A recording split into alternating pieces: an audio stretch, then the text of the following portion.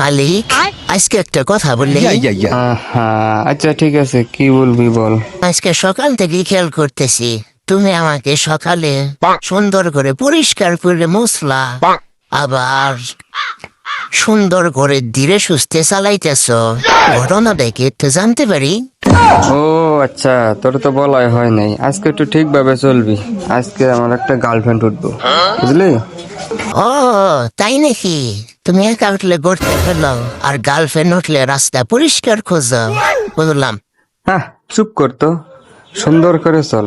আজকে মাঝ রাস্তায় আবার ঢকঢক করে বন্ধ হয়ে যাস না।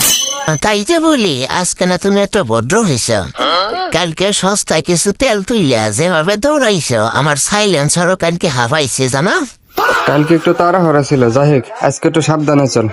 তুমি তো জানোই বাইকের পিছনে নতুন কেউ উঠলে আমার সুরসুরি লাগে, লজ্জা করে, বিশেষ করে তোমার গার্লফ্রেন্ড।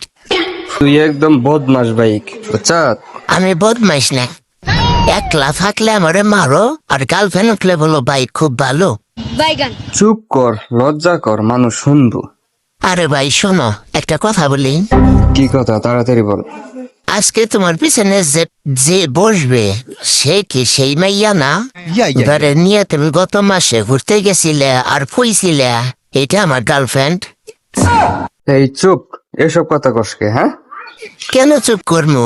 গত সপ্তাহে আরেকজন উঠাইছিল, তখন তো বলছিলা এইটা আমার আসল ভালোবাসা।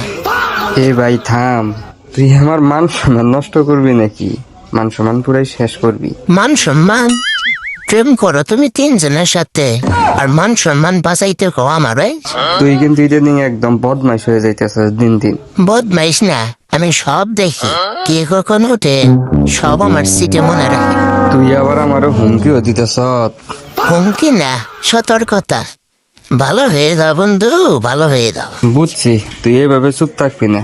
সামনের পাম্পে থেকে তোর একবারে গলা পর্যন্ত অক্টান উঠামু, তখন আর তুই কথা বলতে পারবি না। তোর ওইভাবে চুপ করাই তুই, দাঁড়া। হ্যাঁ, বাইক তো সব বুঝে, শুধু কথা বললেই মান সম্মান শেষ মালিকের।